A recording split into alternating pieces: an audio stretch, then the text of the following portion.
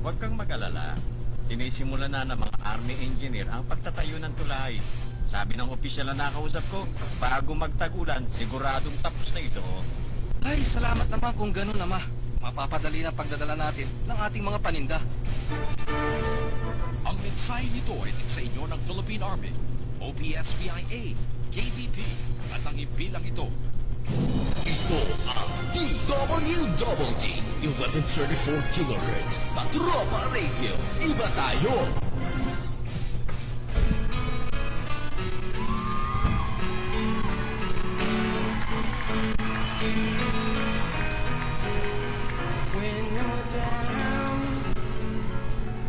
Sa bawat paglipas ng araw, at ng pagsubok ng magpaminsan ay sumisira sa magandang pangarap. Ano man ang iyong pagkatao, noon at ngayon, huwag kang padadala sa mga pangyayari, sapagkat sa bawat balaki ng likha, kasama ka, kaibigan. Araw-araw, Lunes hanggang Biyernes, dito sa DWWD, Radyo Kawal Pilipino. Kasama ka, kaibigan.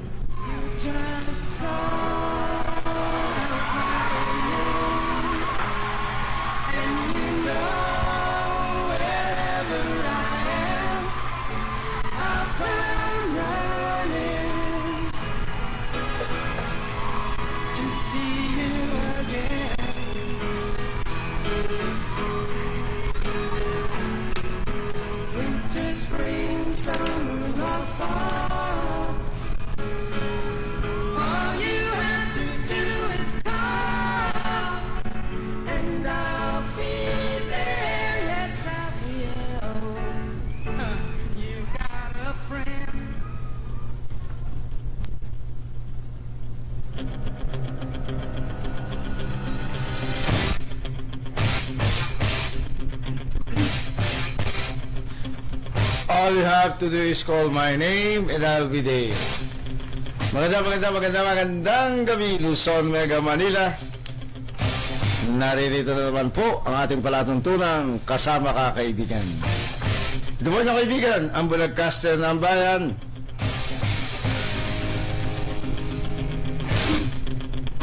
Romualdo Constantino San Pascual po. Kasama po natin, ating po naman technical advisor, Sergeant Dexter Orata, Philippine Air Force. Magandang gabi po sa ating Group Commander, Major Alvin M. Maneja, Philippine Army. Deputy Group Commander, Station Manager, Captain Aldwin Almendras, Philippine Army. At sa ating po naman CRS Commander, Major General Benvenido Datuin Jr., AFP. Sa ating Chief of Staff, General Carlito Galvez Jr., AFP. At sa buong hukbong sandatahan ng Pilipinas, magandang gabi po. Worldwide tayo.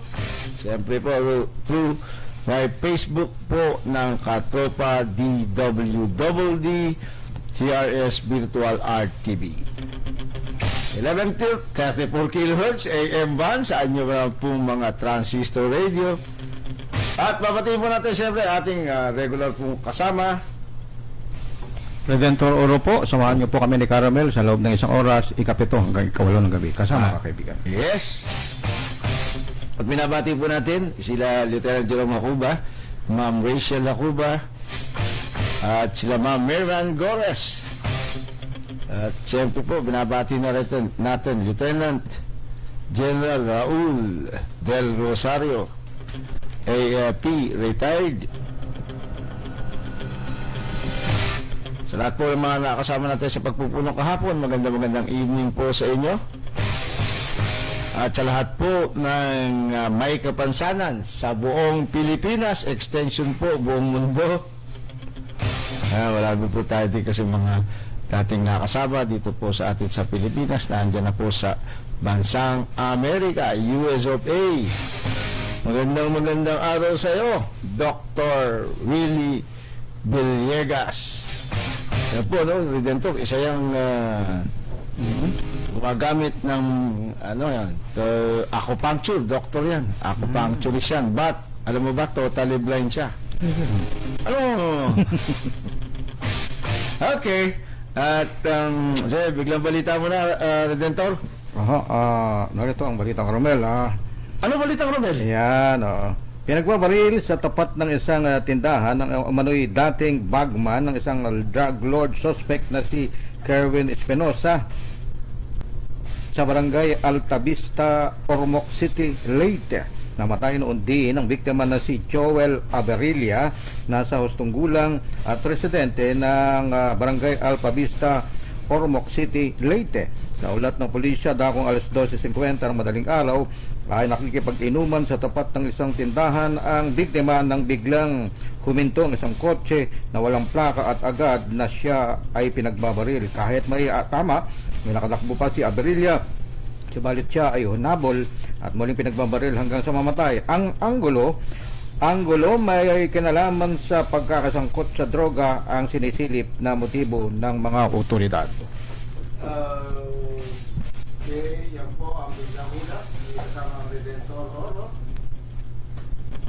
Drugs na naman. Related, no? Related yan kasama ang Redentor. Oo. Ito ang sinasabi natin sa IRA, no? Pagmano natin ka. Si Espinosa ba yan? Yung bagman niya. Ay, itong tao, mas maganda yan. Ito lang aking usap dyan. Ano? Ay, galing natin ang sino. Huwag nasamang lupa, no?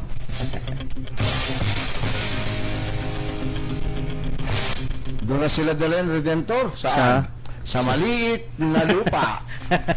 Bahala na po kayo mag-isip. Lupa rin. Muntinlupa. Walang kwenta sa Muntinlupa. Makakaikot-ikot pa yan. Makakapagbenta pa ng drugs yan. Maganda po, sa maliit na lupa, bahala na po kayo mag-isip. Yan ang dapat sa mga yan. Kasi wala nang puwang yan. Dapat sa maliit na lupa, yung hindi na talaga sila makakakilos, di ba?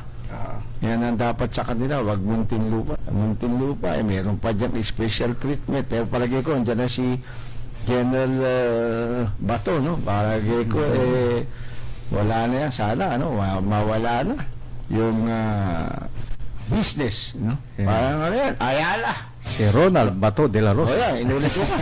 Sabi ko na si General Bato. Talagang palibasa, may hawig kayo. No? Sigurado ko, payag kaya siya? Bukal din. Payag kaya siya nakamukha mo? Ay, hindi. Ikukonsulta natin. Mas Baka gwapo siya sa akin. Tayo matchas ng aro dito. Parang inaangkin mo kamukha mo siya.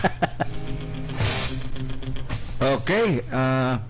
Okay, biglang ulat ulit, Redentor. Balik gunita kasamang Romel muna. Alam niyo ba kung ano yung naganap noong ika-27 ng Setyembre taong 2010?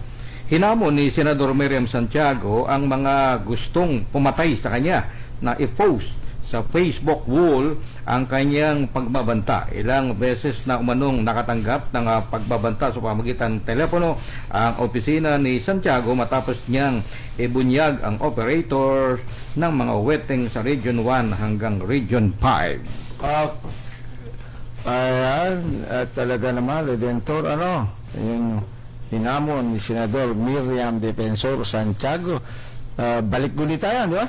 Kasama Redentor. Alam nyo, napakaganda po na magkaroon ng mga pagbabalik gunita dahil nga doon sa, alam nyo po, yan ay isang giya, no? Na pwede natin po bang maging yung panuntunan o maituwid natin yung mga dati. Di ba?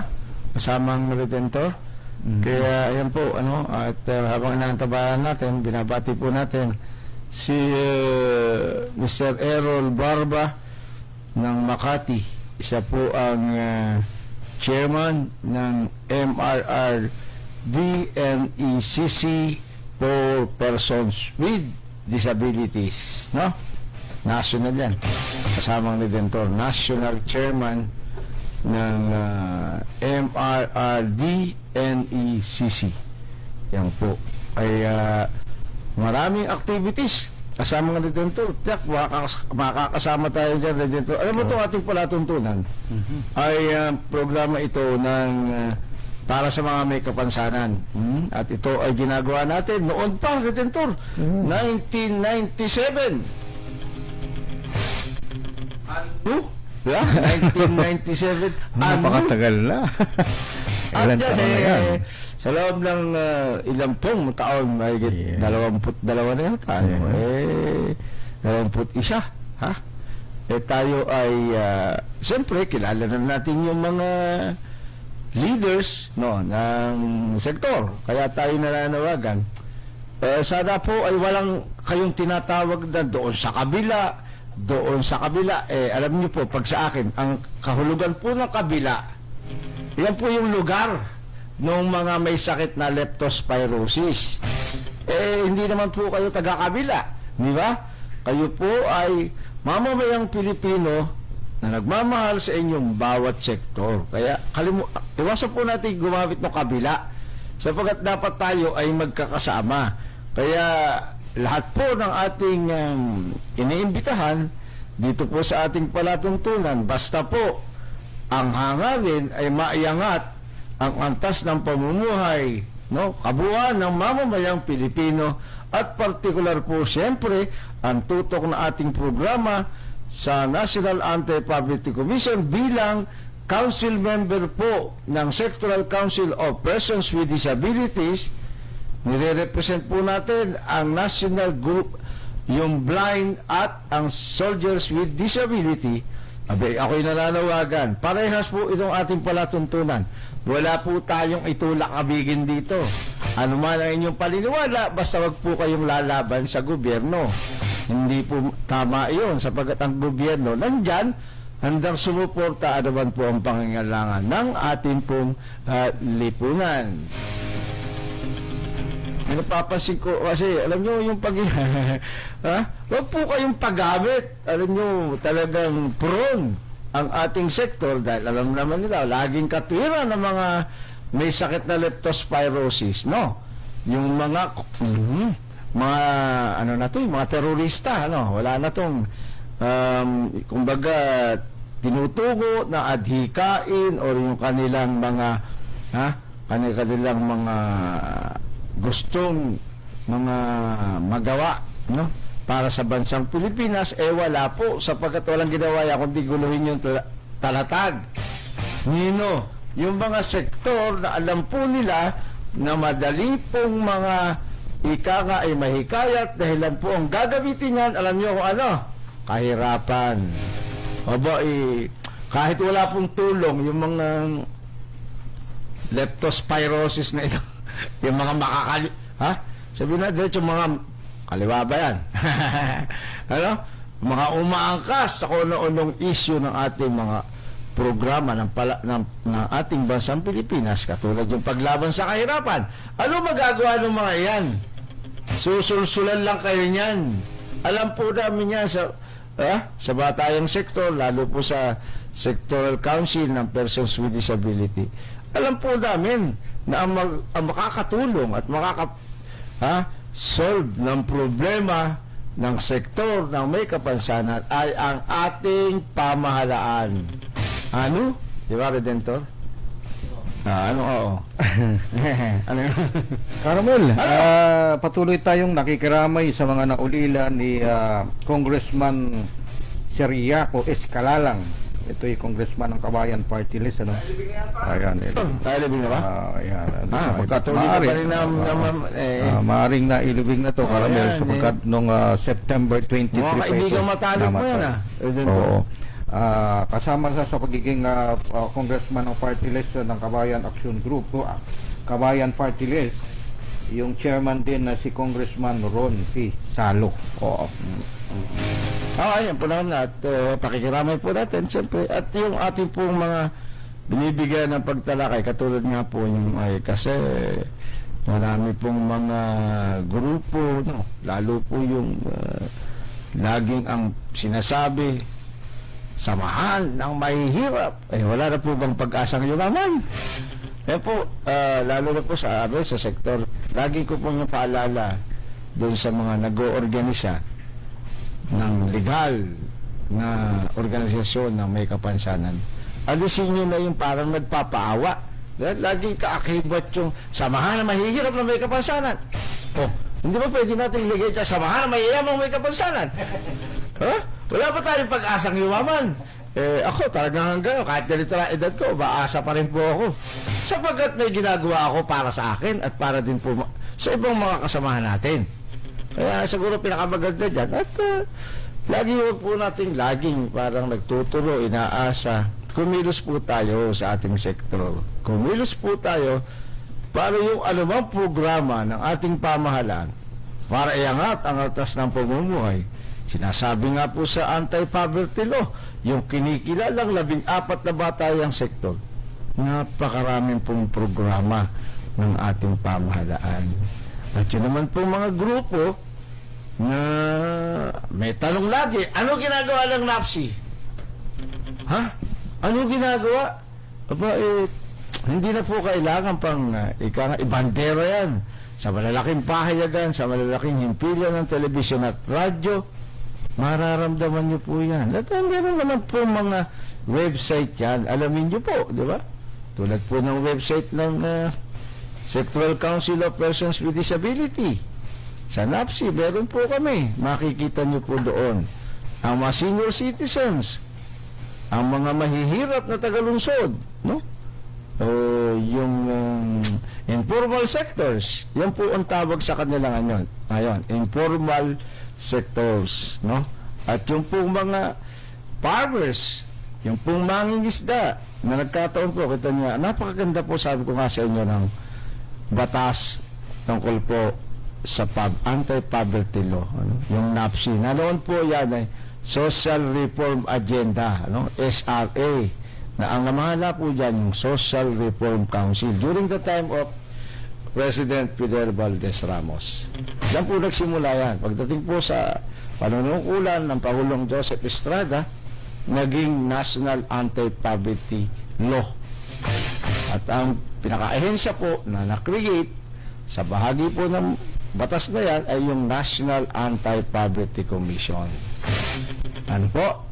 Yung National Anti-Poverty Commission, mayroon niyang chairman, dalawa po ang vice chair niyan. Vice chair po niyan yung sa government, sa NGO, yun po, dalawa, magka-parallel po yan. At meron po itong 14 na sectoral representatives, no? Na nag-represent sa kanilang sektor. At sa bawat sektor po, kung saan po tayo bahagi, halimbawa po sa Sectoral Council of Persons with Disabilities, no? Lahat po ng Sectoral Council ay meron pong hindi dapat humigit sa 25 council members. At tulad po sa amin sa Sectoral Council of Persons with Disability, meron po kaming 21. Ano po? Ayan. Sa iba't ibang sektor, ganun din po. Hindi bababa po sa 15, hindi naman po sobra sa 25. Para po, well represented ang lahat ng regions, katulad po sa amin sa sektor na may kapansanan, meron po ito pang subsectors katulad po ng deaf, yung women's with disability, parents of children with disabilities, at yung mga physically disabled. At yung bulag, ayan, kasama po yun. Okay, Redentor, bigla ulat. Ano? Walang nakikitang pangailangan sa Pangulong Duterte upang magsagawa ng loyalty check sa militar at pulis. Loyalty. Sinabi ni Special Assistant to the President Christopher Bongo, tiwala pa rin ang Pangulo na ang loyalty ng mga sundalo at mga pulis ay nasa konstitusyon at hindi sa isang tao lamang, at iginagalang ng mga ito ang chain of command. Ilang ulit na sinabi ng Pangulo na kung ayaw sa kanya ng mga sundalo at pulis ay handa siyang bumaba sa pwesto at ipaubaya sa military junta ang pamumuno sa gobyerno. Sinabi pa ni Go, mayorya ng publiko ang patuloy na magtitiwala sa Chief Executive batay sa pinakahuling resulta ng survey.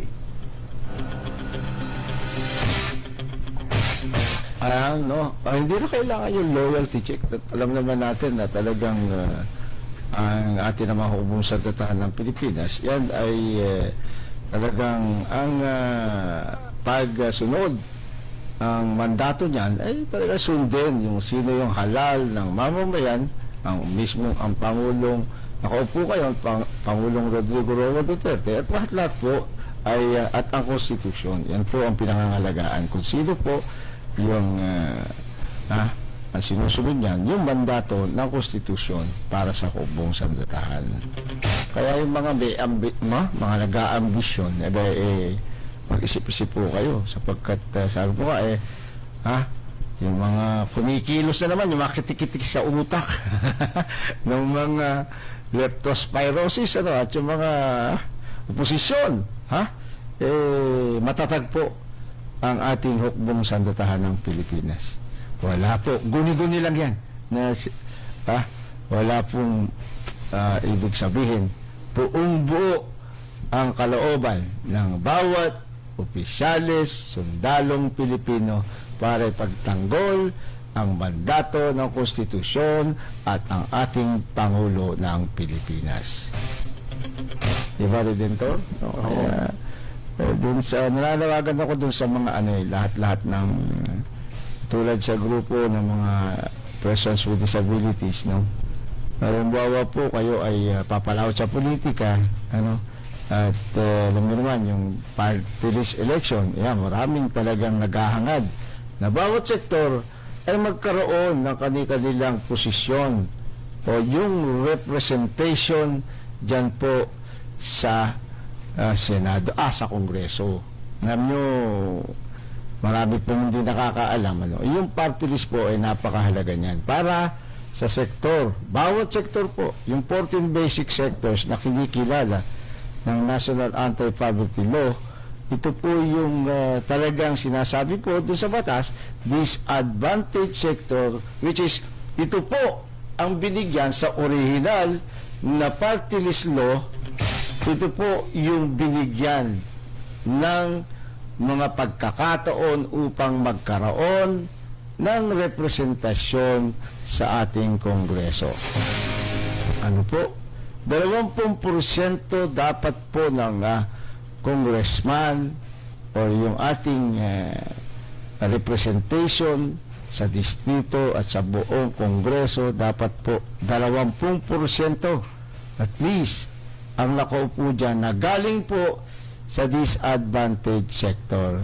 Ito po yung talagang motibo ng batas. At hindi natin malaman kung bakit bigla na lang kahit ano pong maski may sektor yata may sektor ba nung magbabawang, hindi ba? Specified na po yung sektor na may magsasaka. Ayan. Hindi, kung ano pa yung sektor, meron pa sektor na security. Meron po yan. Ba't yung kumbaga, dalhin pa yung magkaroon ng okay po yan, kabuuan siguro ng tungkol dito sa security and the safety sectors. Ayan, no? Baka magalit sa atin sila datuin yung mga nagsusulong para sa ating mga security.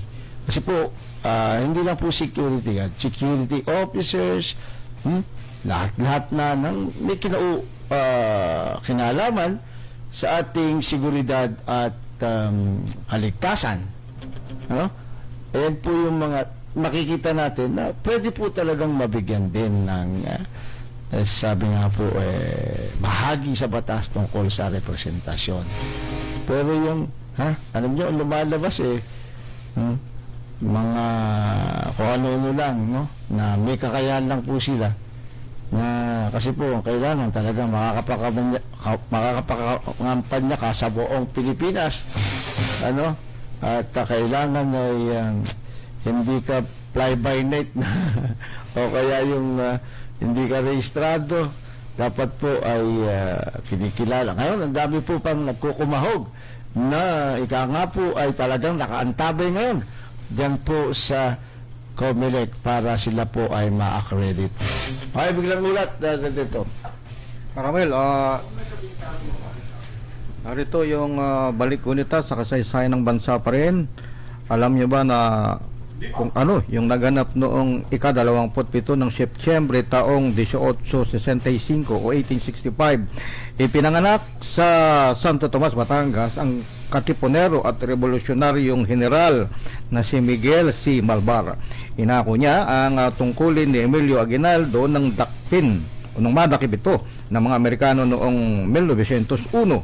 Sumurrender siya sa mga Amerikano noong Abril 13, 1902 na mayapa noong Oktubre 13, taong 1911. Tayo po naghudyat para magpakilala tayo naman po ng ating himpilan. Ito ang DWWD 1134 kHz. Balita, impormasyon at musika. AM at FM pinagsama.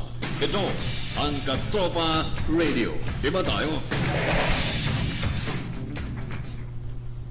Kayo po ay nakatutok sa 1134 kHz DWWD Katropa Radio. Iba tayo. Kami po ay kasapi ng KBP, kapisana ng mga broadcaster ng Pilipinas, Philippine Standard Time, 7:30 p.m.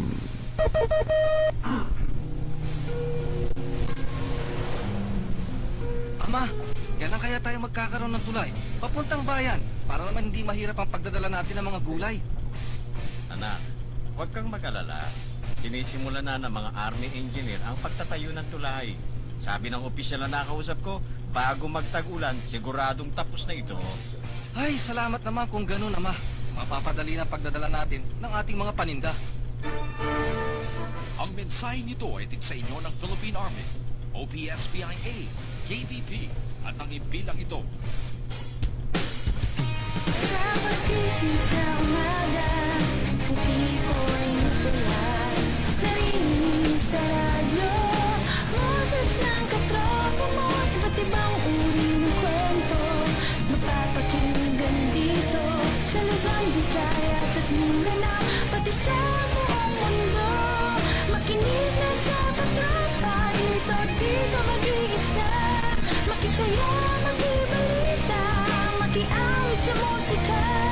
Sabay-sabay at sama-sama, tungo sa pagkakaisa. The best at live dito sa Katropa Radio. Iba tayo. Ito ang DWWD 1134 kHz Katropa Radio. Iba tayo.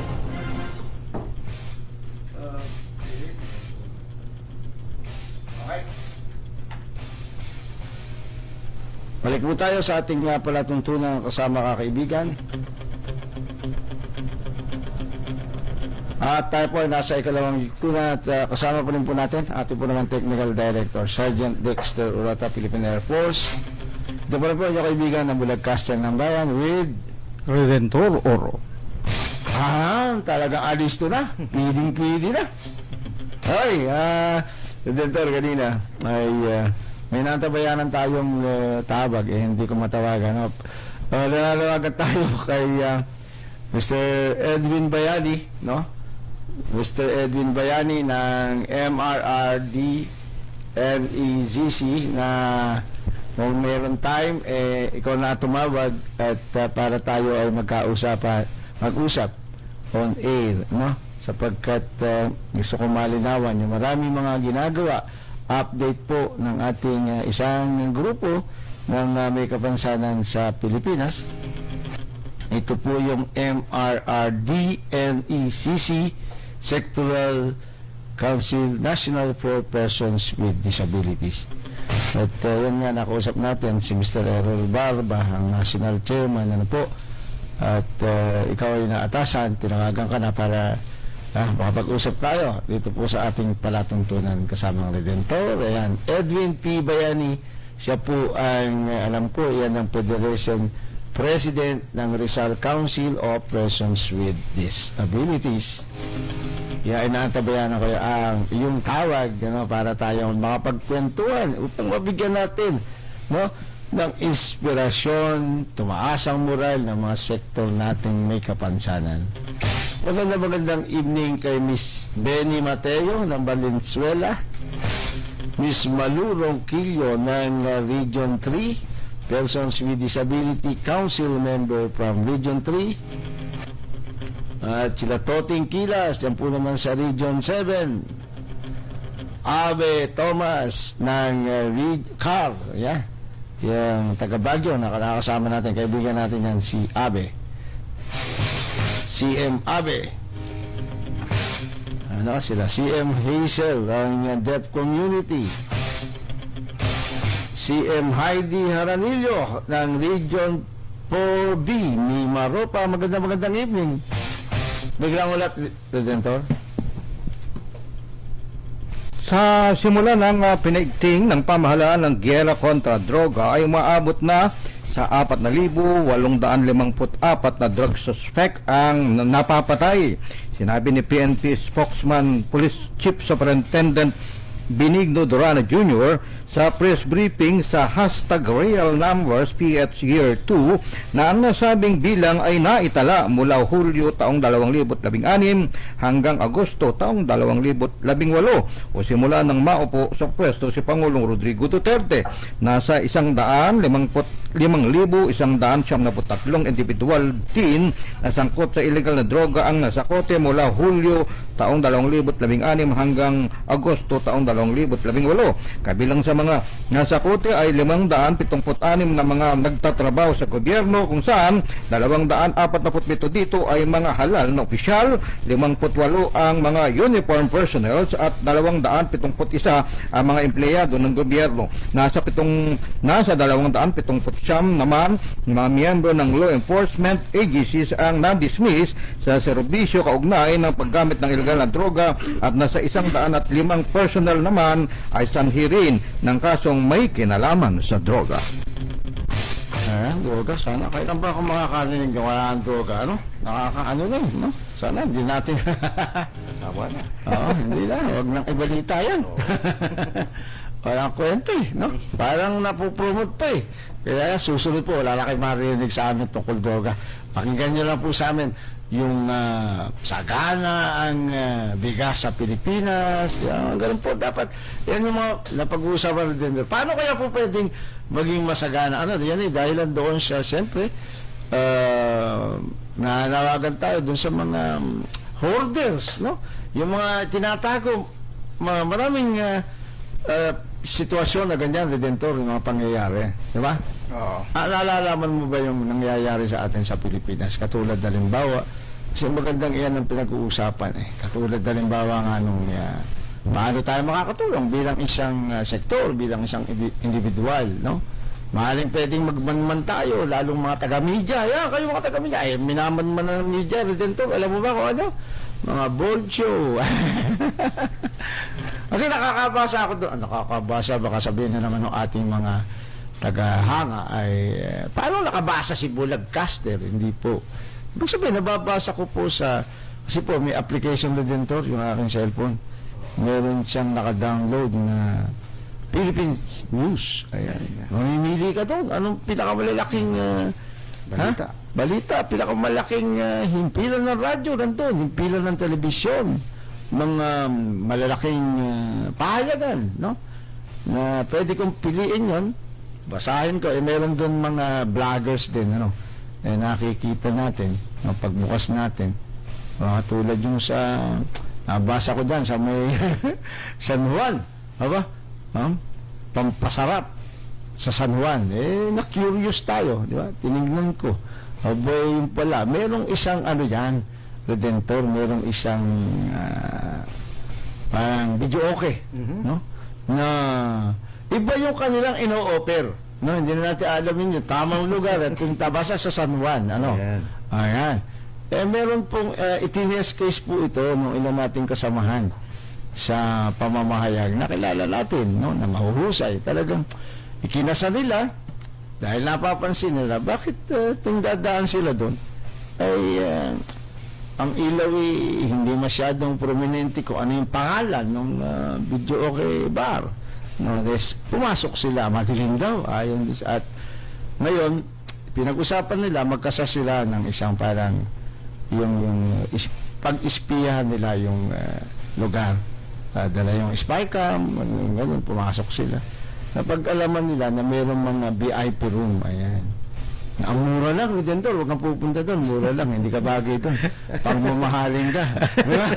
Pero mo, 600 yata. Mura? 600, mura. O, ito ba yan, nagmumura na naman yung isip mo. Ay, diba? Yun, napag-alaman nila na iba yung nangyayari. No? At, ibang pagkanta ang nagiging kaganapan. At naroon silang nagulantang, yung bang parang nagkaroon sila ng interest na dapat ito ay makarating sa kinaukulan yung mga ganitong maling gawain, no? At yung kinalulungkot nila, habang yung, siguro, inassume nila na nanay ng batang naglalaro, doon sa may labas ng video okay, batang musmos na naglalaro doon sa harapan, na hindi niya alam kung ano yung nangyayari doon sa may loob. Kaya ang ginawa ng team, dumulog agad sila sa local government ng San Juan sa business and licensing permit, no? Yan. At kinasa yung raid. At napag-alaman pa, Redentor, wala pa lang permit to operate. Ayun, yan sana magaganda. Pwede ka magbalita ng ganyan. Yung ba talaga merong nangyari na ibig sabihin inaksyonan, di ba? Kaya yun siguro isa sa dagdag na trabaho, hindi naman po, di ba? Kasi yung mga mamamayag, lalo yung mga field reporters, ikot yan no? Tulad mo rin din to, di ba? Umaattend ka ng mga press conference. Pero yun yung kunin natin mga balita na merong public interest at the same time nakakatulong, di ba, Redentor? Tulad nitong cellphone ko, nag-iingay naman to. Meron na naman itong nabalitaan dyan. Pumasok na kung ano ng mga... Habang nag-iingay, Caramel, yung cellphone mo, eto na yung inaantay mong balita. Bakit ko hintayin yan? Maganda ba yan? Pag maganda yan, papalakpakan kita. Eto na yung binabanggit mo. Nograles, ang bigas ay buhay. Narito yung kaprasong detalye, Caramel, ano? Ikinatuwa ni House Appropriations Committee Chairperson Representative Carlo ang Provinciano Nograles ang hakbang ng National Food Authority o NFA Council na ayusin ang mga inisyatibo sa pagbili ng palay kasabay ng pahayag na ang planong pagbibigay ng insentibo sa mga magsasaka sa pamagitan ng pagtaas ng buying price ng palay sa 20 pesos kada kilo ay magpapalaki ng imbak ng ahensya. Sa kapihan sa Manila Bay Media Forum, sinabi ni Nograles na siyang anumang na unang nanawagan sa NFA Council na itaas ang presyo ng binibiling bigas o binibiling palay mula sa mga magsasaka sa 22 piso kada kilo, na siya ay natutuwa dahil pinakinggan ng NFA ang kanyang mungkahe. Yan. Ayun, yan mga balita, no? Kasama Redentor. Ayan. Ayan naman. Ang hirap palapit, Redentor. Nung ating talagang alam mo, sa isang oras nating palatuntunan, ayan yung magandang mga ulat, Redentor, yung talagang magkaka-interest ang publiko para pakinggan tayo dahil nandoon sa meron tayong tinatalakay na meron silang magiging interest. Tulad na, di ba? Nagkaroon ng mga problema nakaraang linggo. Nakaraang linggo naman sa tingin ko naman ayos na yan eh. Kailan pa ba yung balita yan na bakit may nakalagay pa ang probinsyano? Para nagpo-promote nasisingitan ka. Pagka ganyan, tanggalin mo na yun. Tanggalin na natin. Oo, kasi parang nasingitan ka dyan eh. Meron pang, di ba, Carlo Nograles lang yan eh, di ba? Congressman. Carlo Nograles. O, may ang probinsyano ba? Parang may balak yan na alam mo naman, di ba? Ang Panday. Yun naman ang party list ni Redentor Oro. Hindi ang nakatawag ng pansin ko dito, Carmen. Iminungkahin ni House Appropriation Committee Chairperson Representative Carlo Nograles na galing sa 20 pesos bawat kilo ng palay, igawing 22 piso. Mungkahi lang yan. Ito yung naginanap na sa kapihan sa Manila Bay Media Forum na dinaluhan ng naturang chairperson o representative. Mungkahi, no? Sana nga na yung mas marami, kasi alam mo talagang magiging kapos yung ating bigas dahil lang nga doon marami na redentor na mga lupa, no? Tayo ay kilala bilang agricultural country, no? Tapos yung mga lupa natin ay talagang ang nakatanim na ngayon, napalitan na ng palay, puro bahay na. Kaya alam mo, pag ikaw ay bumibiyahe, bata pa ako nun, yung SM, yung North Diversion ang tawag ng araw dyan. Kaya pag pumasok ka na dyan sa pagkalabas mo ng Caloocan, papunta ka ng halimbawa Pampanga, Bulacan na yan, kaliwat kanan yan, Bukid. Ngayon, kaliwat kanan, Puro bahay. hindi, ano ba, country living, subdivision nga lang. Yeah. Puro subdivision. Ang ganda, country living. Yeah. But ligyan mo, may kaduktong na subdivision. Better living. Yeah, gano'n.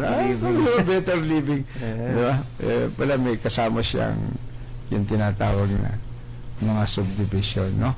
Sana kanya mapag-isipan, no, ng ating mga namumuno, lalong-lalo na sa Kongreso, na siguro i-ano na yan, i-regulate yung pagbibigay ng mga yung conversion ng lupa from agricultural to industrial to residential.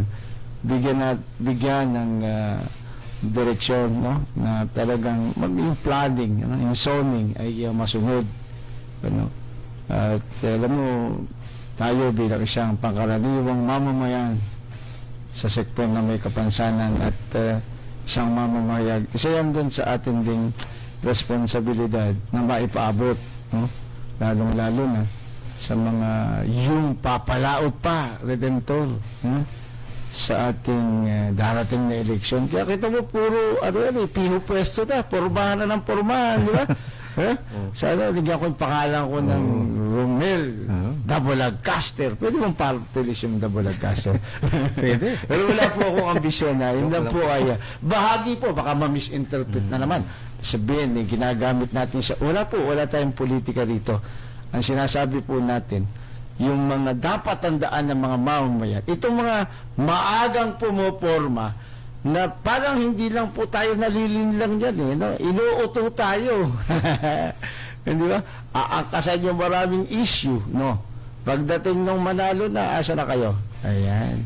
Kaya maski po ang party list, dito po sa party list, napakaganda po nito na gusto ko pong paabot sa inyo. Napakagandang bahagi, napakagandang batas po ito na binibigyan ng pagkakataon ang talagang hangarin po ng batas, mabigyan ng representasyon yung sinasabi nga pong miss o kaya yung unrepresented sector of the society.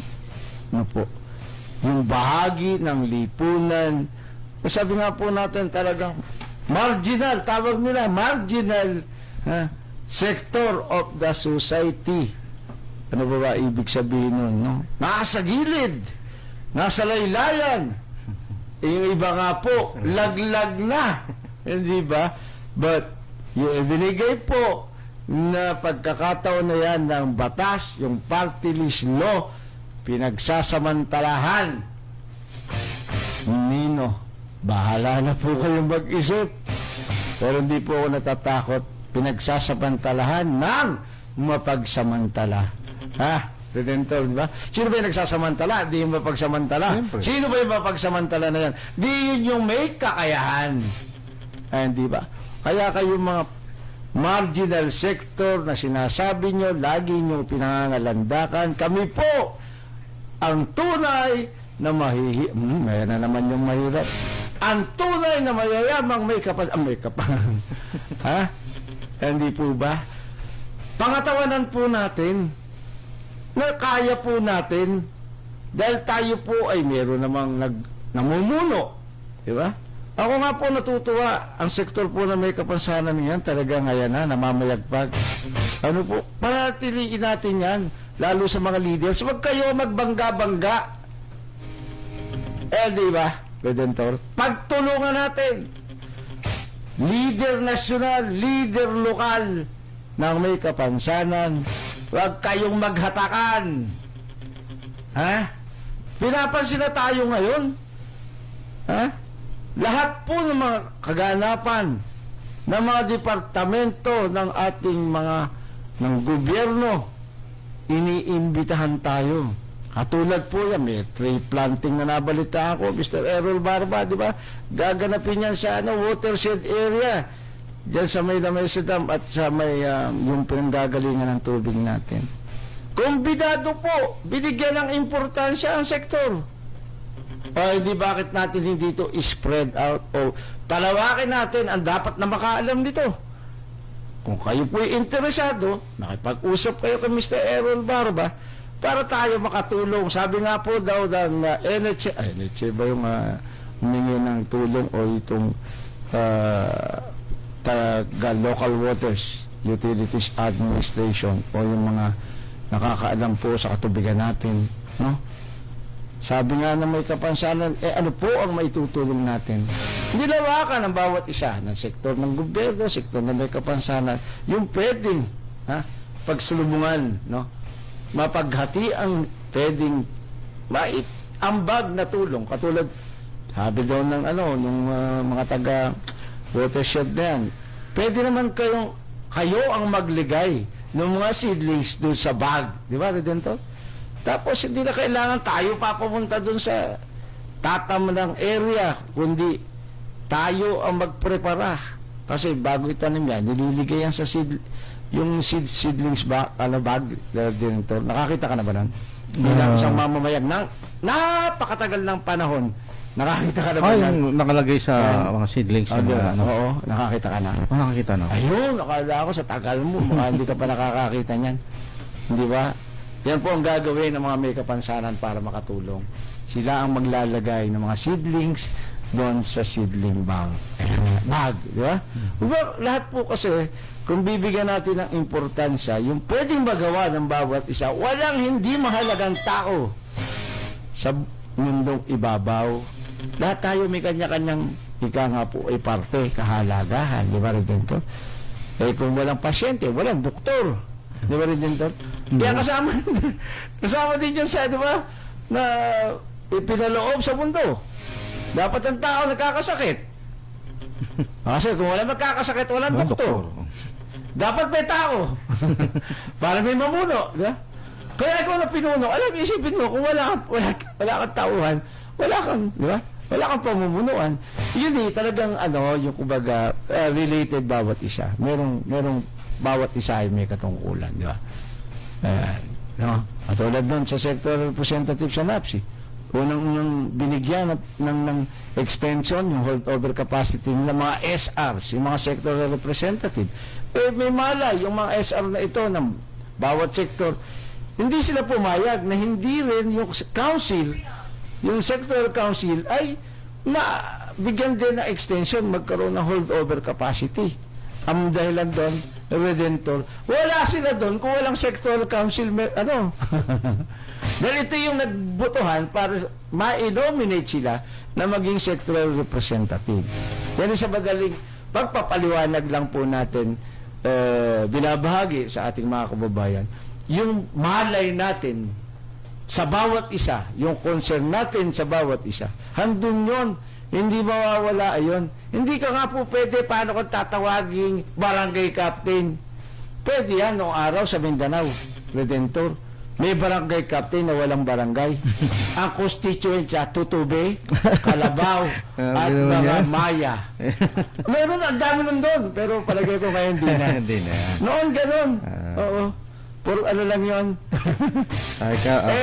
Isipin mo yun, di ba? Hindi naman po pwede mangyari yun. Talaga sa lipunan, yun para mga espesyal na mga diskarte nung araw, di ba? Nangyayari yan nun talaga ang mga constituents, Tutube, Kalabaw, kung ano yung mga kulisap na nandun. Binigyan ng pagkakataon, kita mo isa apelido. Sa pinanggalingang barangay, pero may designated barangay sila. Na pag tinanong mo, sino kagawad mo? Si Kagawad Tutube, si Kagawad Paliki, di ba? Pero lagtag si Mr. Mads Pangmili. Maganda gabi sa'yo, Mads. Pakibati raw sila Mr. William Tan at saka si Jerry Wong. Kaya sigurado mayroong pinamumunuan yan. May tauhan si Mads, di ba? Yan yung ano, kasi nga lahat po tayo ay kailangan natin ng bawat isa. Di ba? Oo, di ba? Redentor? Kasi marami akala nila gano'n na lang, di ba? Ito pong ating palatuntunan dahil tayo po ay may kasama kaibigan. Dapat lagi tayo may kasama. Ha? Hindi tayo po pwedeng maging barangay captain na ang kagawad natin itutube. O gamo-gamo, mga gano'n. Iba na ngayon, di ba? Ito mo, nung ako'y na-assign sa Mindanao, ang Maguindanao nun, ilang barangay lang. Ano, yung Dinaig barangay Dinaig yun. Yan, bayan daw, Redentor. Oo, yun yung Awang. Yung Awang dati, bahagi lang ng Dinaig yan. Munisipyo ng Dinaig. Maguindanao, ano. Awang, barangay lang yun noon, nung ako'y naandong. Ngayon po, bayan na rin. Yung mga dating bayan, naging syudad na, gano'n. Hindi, mga dating barangay. Naging bayan. Naging bayan, at yung Kasi dating bayan. wala naging na syudad. tayong bayan yan. Ano oras na din? 55 minuto makalipas ang ikapito ng gabi. Sa lahat po na gumagamit ng radyo bilang mga orasan, 5 minuto na lang po yung aming palatuntunan. Pero palagi ko talamitam naman natin sa Impopowid si Mr. Edwin Bayani. Isa yan magaling na leader dyan sa lalawigan ng Rizal sa may Kapansanan na po. At buong Region 4 na. Region 4A, alam ko ito ay isa na rin sa namumuno ang pagkakaalam ko nga ay Federation President, no, ng Region 4A. Kaya nga yan ang mga gusto natin makausap. Kaya lagi ko pong panawagan sa lahat po ng grupo na may kapansanan sa buong Pilipinas. Kayo po ay iniimbitihan ko, kung hindi ko man po kayo matawagan, alam niyo naman po at matagal na tayo magkakasama. Ang programa ko po ay 22 taon na sa Impapawid, no? At hindi lang po ito weekly, daily program pa, lalo noon, no? Kaya, yung pong mga talaga nagmamalasakit sa sektor na may kapansanan, kita niyo yung ha? Ang bulagcaster ng bayan, di ba? Hanggang ngayon, bulag pa rin, hindi pa nakakakita. Ano ba, umaasa pa ba tayo?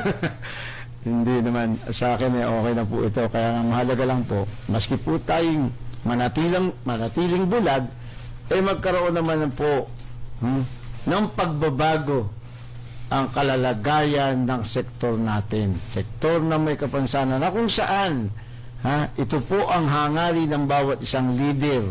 Kaya iwasan na po natin yung ako, at ako pa. Hindi ba? Sila doon yung ako. Lahat po, sabi ko nga, kaya merong ngayon, may kahapon. Ibig sabihin, meron na pong nauna rin na mas maraming nagawa din. At tayo, mga bagong nagsisimula, yung nagsasabing, mga bagong mga leader. Redentor, gaano ka bago? Yung iba nga dyan, mas una pa sa akin. Nabago yata yung kulay. Ganon. Nabago yung kanyang atay doon. Hindi ka pininturahan kayo Hindi naman. ba? Kaya po dinadaan po natin. Siguro yun po yung tunay na pagpapaalala na tayo po naman ay may sariling kakayahan, no? May damdamin at may kaisipan na po pwede po na maisip. Mukhang tama, no? Tama na ako ay kasi po ang pamumuno yan po ay nasa diskarte nyo. Paramdam nyo po yung malasakin nyo po talaga doon sa inyong pinamumunuan. Lalo po sa sektor na may kapansanan, yan po yung sabi nga, pinaka doble nga po ang paghihirap, no? But marami po na nagmamalasakit at kuidaw din po, marami rin po ang nagsasamantala sa katatayuan nating may kapansanan. Marami naman pong leader na talagang tunay ang hangarin. Doon tayo! Di ba, Redentor? Anong oras na? 2 minuto na lamang bago sumapit ikaw. 2 minuto na lamang at doon sa atin dapat guys kanina ay magsiset na lang po tayo by next week, no?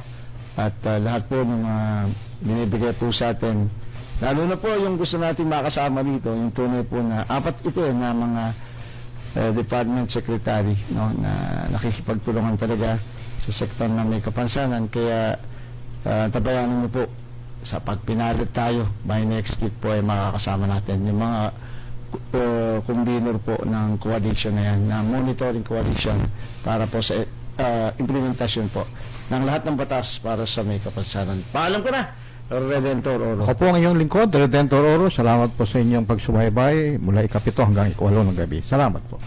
At siyempre po, maraming salamat. Ang tabi po sa ating Kuya Atong Balatong, Palatuntunang Pilipino muna. At Redentor, salamat din po Edwin Bayani, kay Errol Barba at sa lahat-lahat po ng mga may kapansanan sa buong Pilipinas, sa MRRD, NECC at sa yung pong koalisyon ng pagbabago sa bansang Pilipinas. Lahat po kayo ng mga may kapansanan, open po kayo dito sa ating palatuntunan para sa kapakanan mismo ng sektor. At salamat kay Sergeant Dexter Urata, Philippine Air Force, sa ating Group Commander Major Alvin M. Aneja, Philippine Army, Deputy Group Commander Station Manager Captain Aldrin Almendras, Philippine Army. Ito po ang inyong kaibigan, ang broadcaster ng bayan, Romualdo Constantino sa Pascual po, para sa programang Kasama ka, kaibigan. Ito ang DWWD 1134 kHz. Balita, impormasyon at musika. AM at FM pinagsama. Ito